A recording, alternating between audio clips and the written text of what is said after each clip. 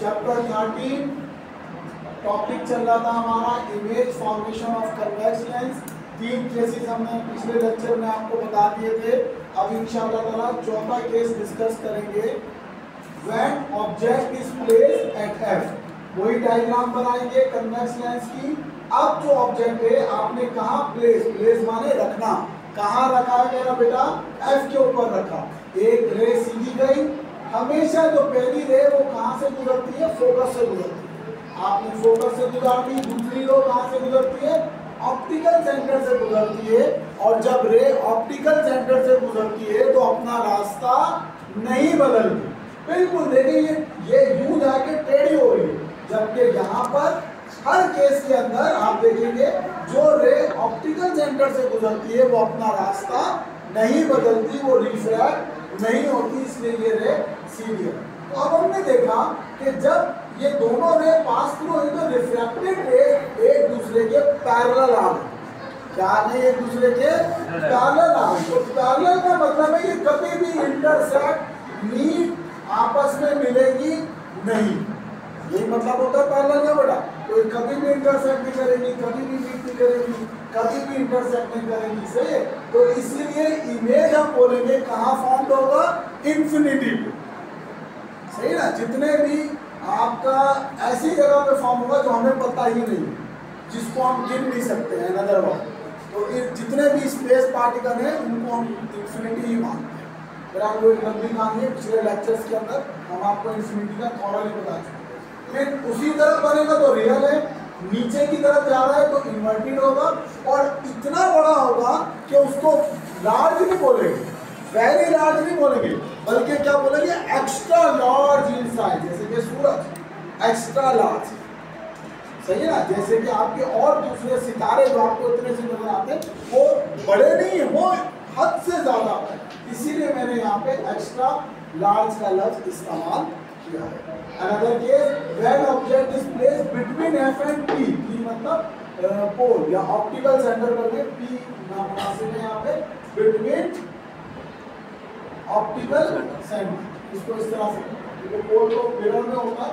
ये जो सेंटर है ऑप्टिकल सेंटर, ये आपका ऑप्टिकल सेंटर आ गया और ये फोकस आ गया, इसके ये फोकस आ गया।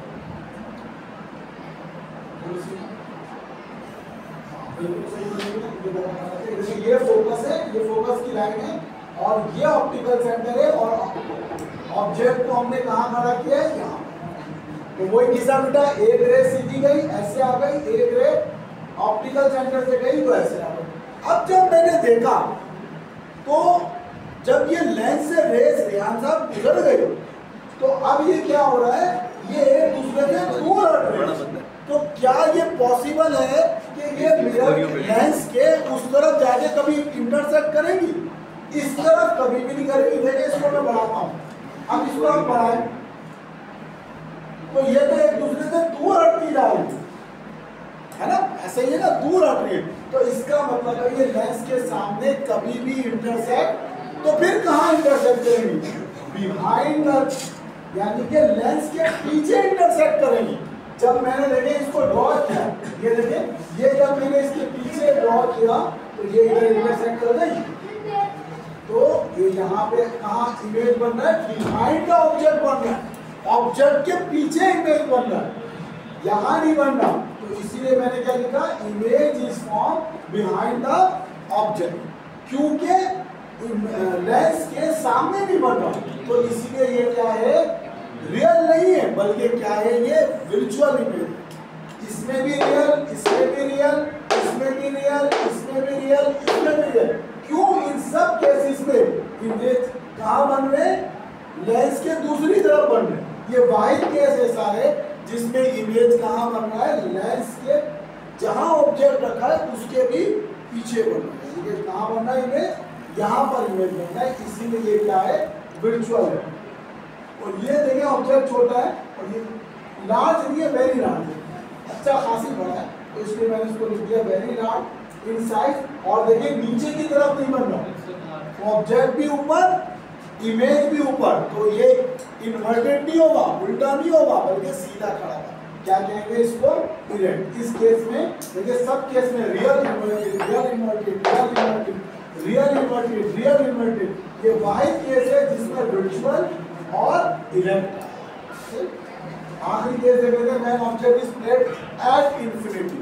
अब ऑब्जेक्ट आपने ऐसी जगह रखना है जहां आपको खुद भी नहीं पता, जहां पर आपको खुद भी नहीं पता कहां बनना है। तो इसका ये तरीका होता है कि आपने क्या करना है, इसको मिटा देते हैं। देखिए आप पहले ये डायग्राम बना लिया आपने, अब ये केस अगर आ जाता है बोर्ड में तो आपने क्या करना है, ऐसे लाइन पूरा भी ऐसे हल्की सी इसको क्या करा आपने, ऐसे लाइन पूरा के बिल्कुल ऑप्टिकल सेंटर के लाते हुए हल्की सी आपने इसको क्या करनी है, ये ऐसे आगे ऐसे सही, और दूसरी लाइन इसके पैरेलल लानी है यहाँ, क्या लानी है, पैरेलल, इस लाइन के पैरेलल लाके और कहाँ गिरा देंगे, एफ पे आपने ये ऐसे कर दिया, ये एफ पे आपने गिरा दिया।